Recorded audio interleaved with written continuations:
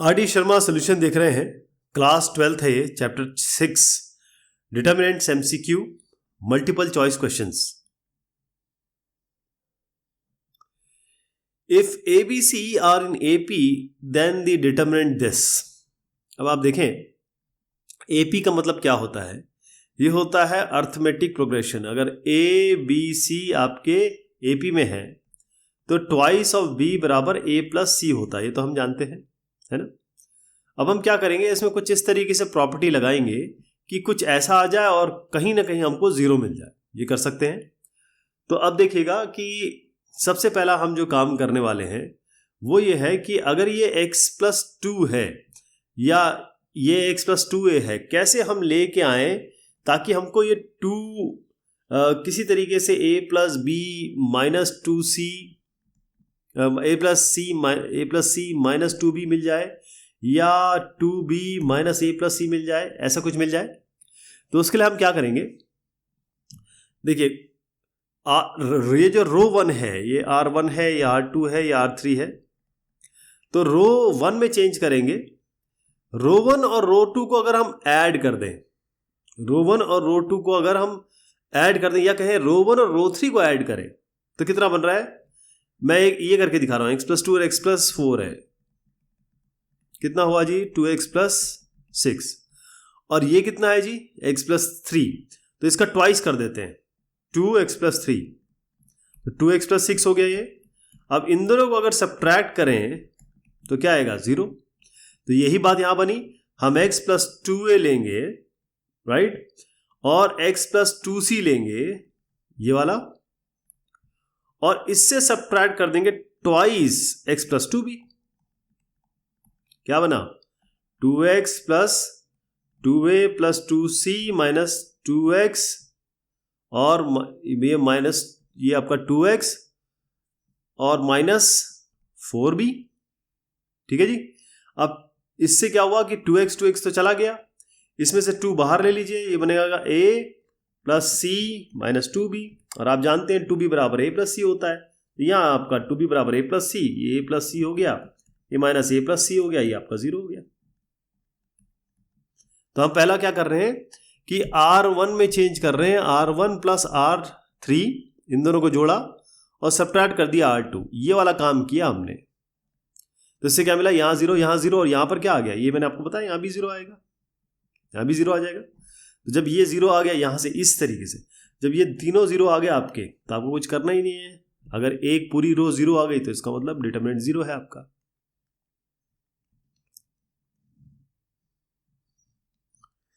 यदि a plus B plus C ये pi है then the value of this a plus B plus C, इसका उत्तर तो खैर आप देख ही रहे हैं कि 0 है। इसको करना ऐसा है कि ये आपको दिया है a प्लस बी प्लस सी बराबर पाई, इसका मतलब a प्लस बी कितना हुआ पाई माइनस सी, ये हो गया। और b प्लस सी क्या हुआ, ये पाई माइनस a, और a b b c, अब a c रह गया, a प्लस सी ये हो गया आपका pi minus b।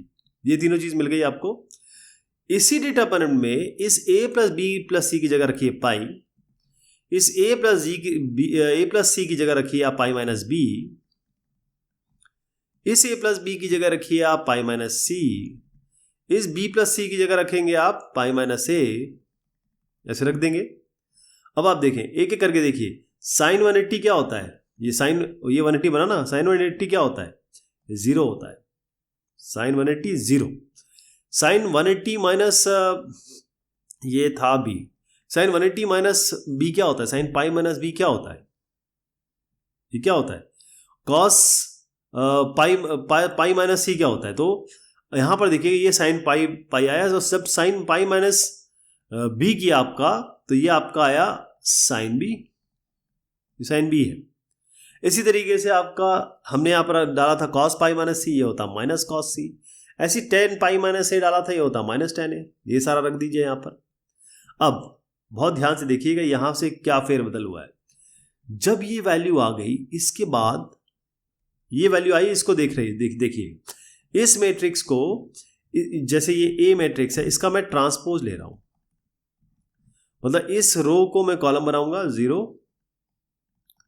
Sine B cos सी, इस रो को कॉलम बनाया जा रहा है अब माइनस साइन बी 0 tan ए, अब इस रो को कॉलम बनाया जा रहा है माइनस कॉस सी माइनस tan ए और 0, ठीक। अब इससे मैं माइनस बाहर ले रहा हूं, क्या बन रहा है आप देखेंगे, ये बनेगा 0 साइन बी, शॉर्ट में लिख देता हूं, कॉस सी, ये साइन बी, ये 0 माइनस tan ए, ये कॉस सी और माइनस कॉस सी साइन बी, ये हो गया माइनस tan ए, माइनस बाहर लिया मैंने जी, है ना। जब इससे माइनस माइनस लिया तो ये माइनस माइनस बाहर आ गया, ये माइनस बना, ये 0 में ये माइनस tan ए बना, ये माइनस कॉस सी, ये माइनस tan ए और 0, तो ये क्या आ गया, ये ए लिया था ना हमने, ए ही आ गया, लेकिन ये माइनस है, तो ये ट्रांसपोज आपका माइनस से आ गया। अब ये कौन सी मैट्रिक्स है, 3x3 मैट्रिक्स है, आप जानते हैं अगर ये स्क्यू सिमेट्रिक है और ये ऑर्डर इसका ऑड है, तो इसका मतलब कि ये 0 होगा इसका डिटर्मिनेंट, तो ये 0 लिख दीजिए, ये है इसका उत्तर।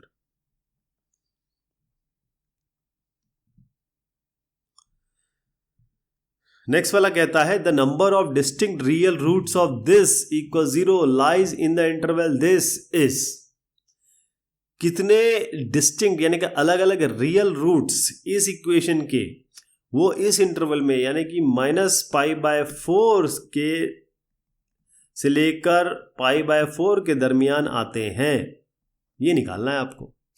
तो इसका उत्तर पहले बता देता हूं, अगर जो लोग आंसर नहीं देख के ट्राई करना चाहते हैं उनके लिए है ये, क्योंकि देखिए लॉजिक तो मैं बता ही दूंगा लेकिन करना तो सब आपको ही है, एग्जाम तो आपको ही देना है।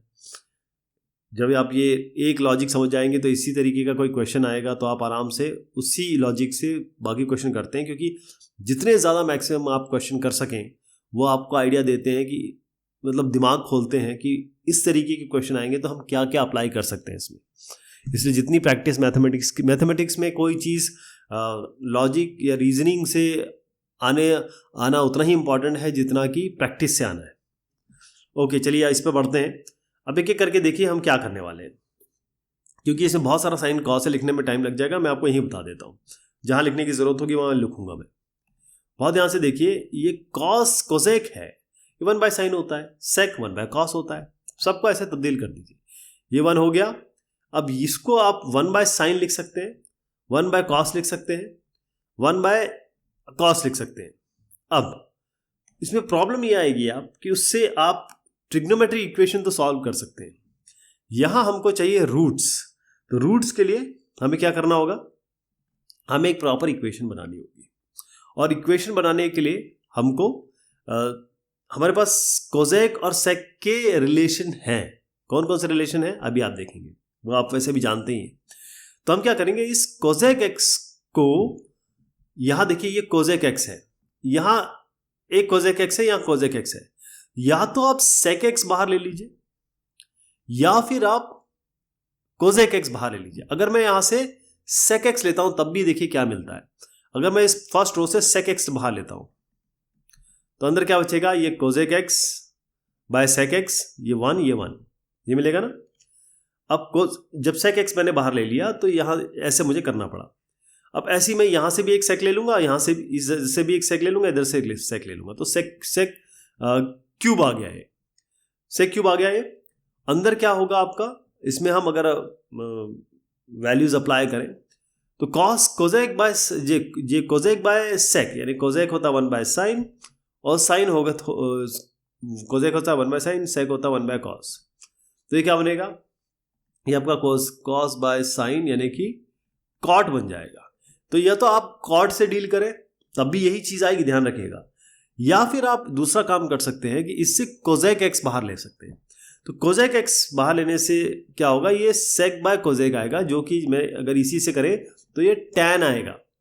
tan से हैंडल करना थोड़ा सा आसान होता है, राइट। अब यहां से समझिए मैंने क्या किया।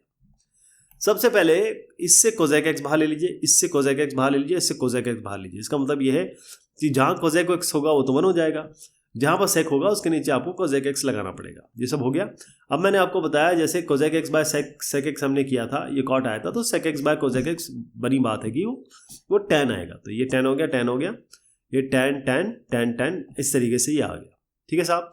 अब इसमें अप्लाई करेंगे, रो 1 में चेंज करते हैं, रो 1 माइनस रो 2 यानी कि tan x, ये रो 1 माइनस tan x माइनस 1 और tan x minus tan x ये 0 हो गया। रो 2 में चेंज करते हैं, रो 2 माइनस रो 3 यानी कि tan x minus tan x ये आपका 0 हो गया, ये 1 माइनस tan x हो गया, ये tan x माइनस 1 हो गया, बाकी वैसे रह जाएगा। अब आपके पास 2 0 मिल गए, इस तरीके से 0 मिल गए।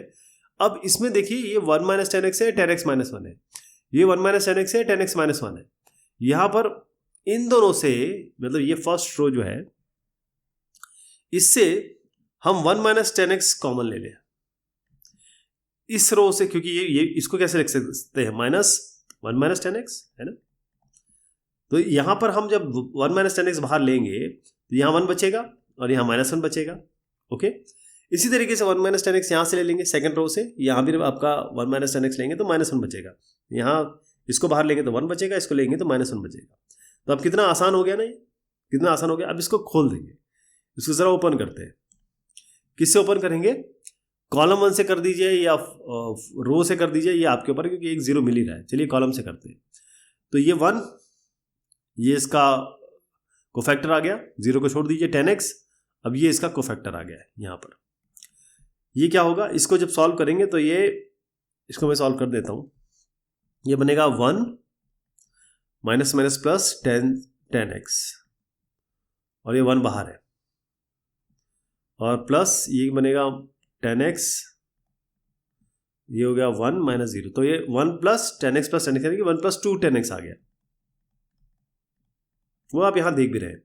तो फाइनली क्या बना आपका, cosec cube x 1 minus tan x whole square और 1 प्लस 2 tan x, ये है डिटर्मिनेंट इक्वल टू 0, ये दिया हुआ है। तो इसका मतलब या तो कोसेक x 0 होगा, या आपका 1 माइनस tan x 0 होगा, या आपका 1 प्लस 2 tan x 0 होगा। तो कोसेक x 0 या 1 माइनस tan x 0 या फिर आपका 1 प्लस 2 tan x 0। ठीक है जी। अब ये तीनों को आपको कंबाइन करना है। ये क्या होगा, इसका मतलब ये है कि ये कोसेक x मतलब ये है कि इसका मतलब इसको आप ले लेते हैं, ये tan x बराबर 1 हो गया, और इससे मिलेगा आपको tan x बराबर -12। देखिएगा, अब आपको चाहिए -π/4 से लेकर π/4 तक। अब आपको इसकी सारी वैल्यू पता होनी चाहिए। tan x 1 भी है, tan x -1/2 भी है, और ये कोसेक x बराबर 0, कोसेक x बराबर 0, तो इसका तो आपके पास कोई सोल्यूशन नहीं, क्योंकि 1/कोसेक x का मतलब क्या है, 1/sin x बराबर 0, यानी sin x बराबर इन्फिनिटी। अगर 1/sin कोसेक x होता है 0, तो 1/sin x बराबर 0, sin x बराबर इन्फिनिटी, तो इसका तो कोई सोल्यूशन मिलेगा नहीं। आपको tan x बराबर 1 और tan x बराबर -12, यही इसके सोल्यूशन है। और tan x बराबर 1 और tan x बराबर -12, ये आपके -π/4 यानी कि π/4 क्या होता है, 45 डिग्री, 45 डिग्री और -45 डिग्री के बीच में आते भी है। तो आपका 1 और -1/2, ये tan x 1 कब आता है, tan x -1/2 कब आता है, ये आपको पता होना चाहिए, क्योंकि ये ट्रिग्नोमेट्री का कॉन्सेप्ट है। बट मैं आपको बता दूं, ये -π/4 और π/4 के बीच में ही आता है। 2 सोल्यूशन हो गया इसके साथ।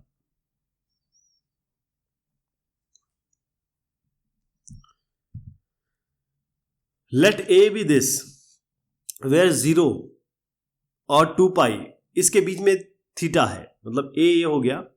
तो आपको बताना है कि डिटर्मिनेंट a का इसमें बेसिकली किस रेंज, किस बाउंड्री के बीच में होता है, ये बताना है। तो इसको बस ऐसी, जैसे पिछला क्वेश्चन किया था, जितना हम रिजॉल्व कर सके उतना बढ़िया है, जितने 0 ला सके उतना बढ़िया है, या फिर अगर किसी को नहीं समझ में आता तो इसको वैसे ही खोल दीजिए, कोई दिक्कत नहीं है। ये थीटा है, ऐसे ही खोल दीजिए। थोड़ा सा हम इसको ईजी कर लेते हैं, ईजी करने का तरीका बता रहा हूँ। ये ज़्यादा, देखिए, हर जगह प्रॉपर्टी लगाना और सॉल्व करना ये ज़रूरी नहीं होता। अगर आप कंफर्टेबल है कि हाँ मैं ये कर लूँगा, तो आप इसको डायरेक्ट भी खोल सकते हैं, लेकिन यहाँ पर क्या किया गया है कि हमने थोड़ा ज़ीरो लाने के लिए ये थोड़ा सा काम किया है। अब आपके देखिएगा ये कॉलम 3 है और ये कॉलम 1 है। आप देख रहे हैं कि अगर हम ये माइनस साइन थीटा को साइन थीटा से जोड़ दें तो 0 आ जाएगा, 1 को -1 से जोड़ दें तो 0 आ जाएगा। तो कॉलम 3 में चेंज करिए, कॉलम 3 प्लस कॉलम, तो 1 + 1 ये आपका 2 आ गया, sine theta minus sine theta आपका 0 आ गया, 1 और -1 आपका 0 आ गया। अब क्या करेंगे, इस कॉलम से थर्ड कॉलम से खोल लीजिए, तो आपका 2 × ये आपका कोफैक्टर आ गया। जब इसको खोलेंगे तो आपका ये 2 sin² थीटा + 1 आ गया, है ना। अब जरा हम ट्रिग्नोमेट्री पे आ जाते हैं, क्योंकि थीटा दिया हुआ है 0 और 2π के बीच में।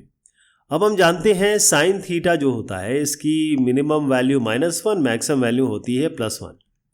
लेकिन अगर हम इसे स्क्वायर कर दें तो कोई भी चीज़ का स्क्वायर जो होता है वो हमेशा पॉजिटिव होता है।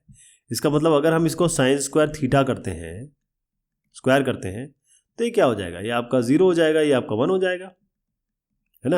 यानी कि अगर आप ये कह रहे हैं -1 यहाँ है और +1 यहाँ है और स्क्वायर कर दें तो इसका मतलब ये एरिया तो रहेगा नहीं, यहाँ से शुरू होगा यहाँ तक जाएगा, तो 0 और 1 हो गया, ये sin² थीटा हो गया। अब यहाँ पर आपका क्या बनता है, ये sin² थीटा +1 है, तो दोनों साइड +1 कर दीजिए, कितना हो गया, ये 1, ये sin² थीटा +1 और ये आपका 2 हो गया। अब ट्वाइस कर दीजिए, क्योंकि हमें बेसिकली लाना ये है ना, तो दो जगह ट्वाइस कर दीजिए, तो ये हो जाएगा 2, ये आपका 2 sin² थीटा +1 और ये हो जाएगा 2 × 4। तो 2 और 4 के बीच में देख लीजिए, 2 और 4 कहाँ है, डिटर्मिनेंट ए जो है वो 2 और 4 के बीच में है। तो और 2 और 4 इसमें इंक्लूसिव है, नॉन इंक्लूसिव है। देखिए ये आपका >= है, इसका मतलब आप ये वाला उत्तर करेंगे। कौन सा इसका उत्तर हो गया, ये वाला। ये भी एक फर्क पड़ता है कि राउंड ब्रैकेट है कि स्क्वायर ब्रैकेट है, ये भी इसमें ध्यान दीजिएगा।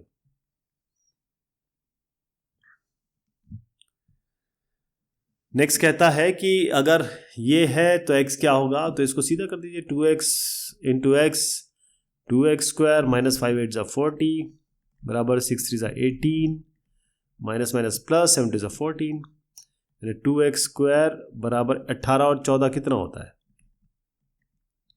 32 हो गया। 32 और 40 मिला दीजिए, 32 और 40 हो गया आपका 72, तो x² हो गया 36। कैसे, 2 और इससे 36 काट दिया, तो x बराबर कितना हो गया, +-6, मतलब ±√36 होगा ना, तो 6 हो गया ये। तो अगर आप देखेंगे तो इसका ऑप्शन सी है इसका उत्तर, तीसरा। यहां पर आपको बोला गया है कि भाई f में क्या डालेंगे तो 0 आएगा, a डालेंगे, b डालेंगे, 0 डालेंगे या 1 डालेंगे।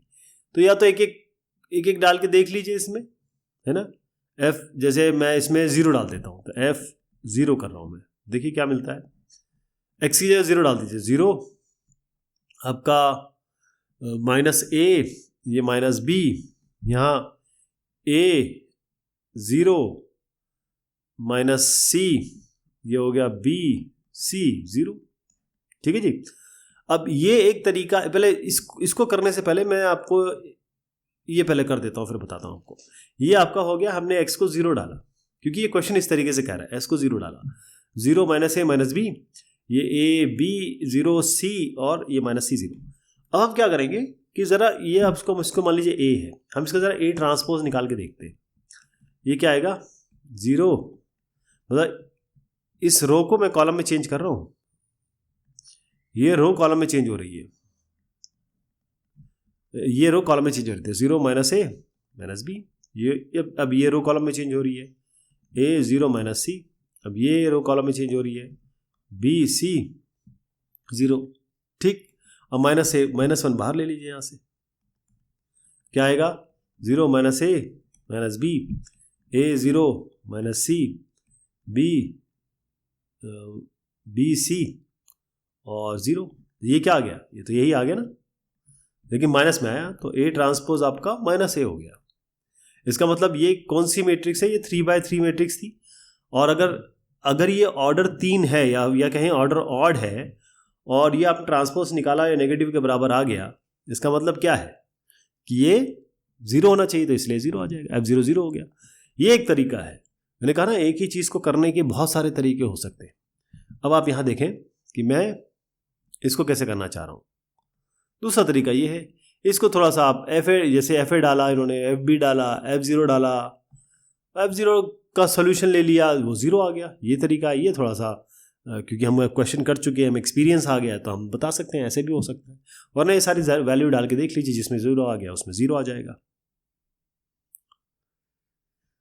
ओके, ये क्वेश्चन हम करेंगे अगली बार। तब तक के लिए शुक्रिया, मेहरबानी आप सभी की।